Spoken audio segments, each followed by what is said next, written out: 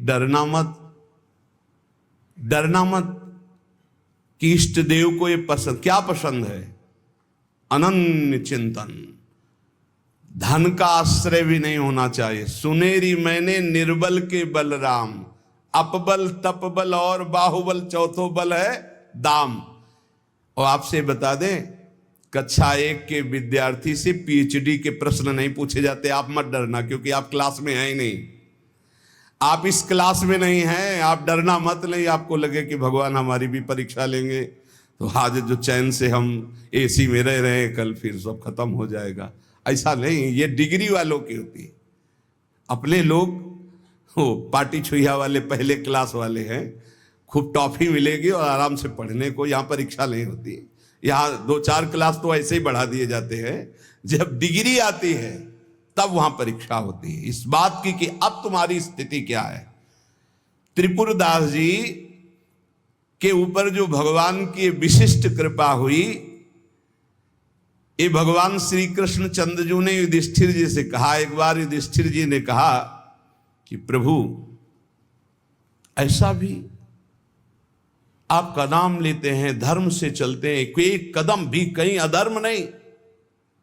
तो भगवान श्री कृष्ण ने कहा, यस्याहम अनुग्रहेणामि हरिस्से तद्धनम शनैः ततो धनम त्यजन्त्यस्य स्वजनाः दुख दुःखितां स यथा वितथोद्योगो निर्विण्णः स्यात् धने हया मत्परैकृत मैत्रस्य करिष्ये मदनुग्रहम्।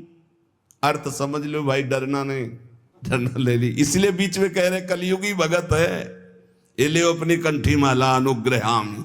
बहुत अनुग्रह, हमें नहीं चाहिए आपका अनुग्रह। भगवान ने युधिष्ठिर जी से कहा, यस्याहम अनुग्रहेणामि, जिसे मैं स्वीकार कर लेता हूं कि ये मेरा है, उस पर मैं कृपा करता हूं। हमने ये देखा,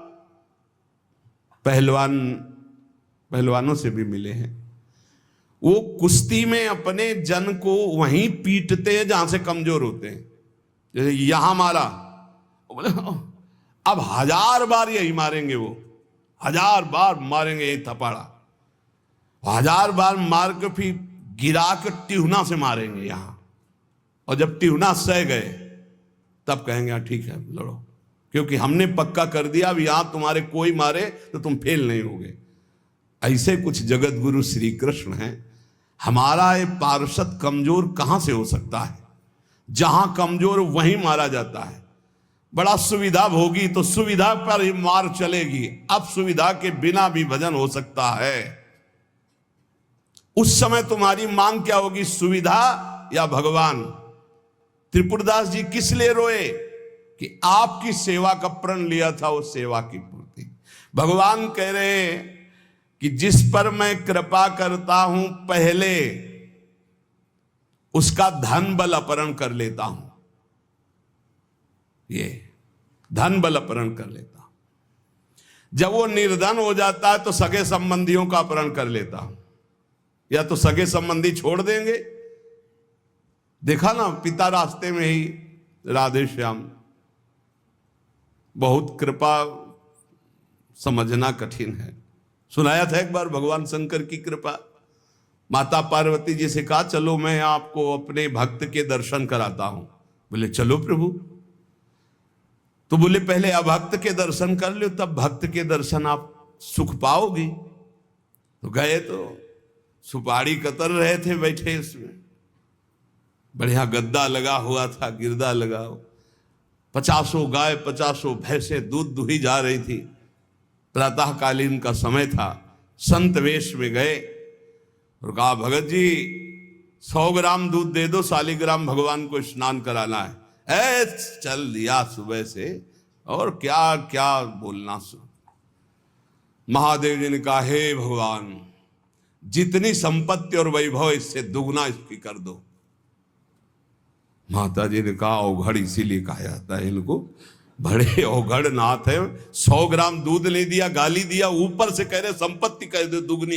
बोली नहीं, पर अंदर अंदर कि बहुत विचित्र और दानी है इनका आशुतोष। बोले चलो भगत के दर्शन। बोले अभक्त तो ऐसा था कि अगर आप साथ ना होते तो इसको भस्म ही कर देती हम, क्योंकि अंबा तो शक्ति है, आपका अपमान। अरे अभक्त ऐसे ही होते हैं, तुम्हें नाराज नहीं होना। भक्त के पास गए, एक झोपड़ी फूस की, एक गाय, और उसी फूस की झोपड़ी में माए उसकी मैया रहती थी। गए, जो देखा संत तो साष्टांग दंडवत किया, आओ बैठो बैठाला। 100-200 ग्राम गाय का दूध होगा, वो बढ़िया पान करने को ले दिया। प्रभु थोड़ी देर भगवत चर्चा हुई। भगवान शिव ने कहा अच्छा भाई चलते हैं, हम तो विचरण करते रहते हैं। बोले संत भगवान कभी पुनः कृपा करके आना। हम कुटिया के बाहर निकले और कहा हे करुणा निधान भगवान, इसकी गैया और मैया दोनों हटा दो, मार दो। अंबाजी ने कहा आप बर्दाश्त नहीं होगा। 100 ग्राम दूध नहीं दिया तो उसको दुगुना संपत्ति दे दी, और एक गाय पूरा दूध आपको पिला दिया, और मैया बातचीत करने के लिए थी उसको भी आपने मार दिया। कहा कि वो ये क्या है? बोले अभी तुम नहीं समझे। जब इतनी संपत्ति में साधु अपमान करके ऐसी गालियां देता, जब डबल संपत्ति होगी तो ऐसा अपराध करेगा, घोर नरक जाएगा, समझो। और इसका कुछ मन मैया में जाता है, कुछ गैया में जाता है। दोनों भगवान के पास गए, भी अखंड हमारा चिंतन करेगा, ये हमें लीन हो जाएगा। माता जी का ये बात तो सही। तो बोले जिस पर मैं कृपा करता हूं, इस माया प्रपंच से उसे अपने स्वरूप में स्थित करता हूं। वो जरूरत, देखो जरूरत है, ऐसा नहीं कि एक बुखार की दवा सबके साथ चलेगी। बुखार की भी क्वालिटियां हैं, समझना। अब मलेरिया है तो उसके लिए अलग, डेंगू है तो उसके लिए अलग, साधारण वायरल है तो उसके लिए अलग। हम लोग साधारण बुखार वाले हैं, चिंता मत करो। ऐसे हाई इंजेक्शन नहीं लगेंगे जैसे त्रिपुरदास जी के लगे, या प्रहलाद जी के लगे, या नरसिंह मेहता जी के लगे, या मीरा जी के लगे। अपने लोगों के नहीं लगेंगे। बहुत ऐसे वायरल, जैसे ऋतु का बुखार है ना, अपने लोग ऐसे बुखार के मरीज हैं। डेंगू वाले नहीं है कि भर्ती हो जाए, प्लेटें कम हो रही। डरना मत। अलग अलग बुखार की जैसे दवा, ऐसे अलग अलग भक्ति की स्थिति की परीक्षा होती है।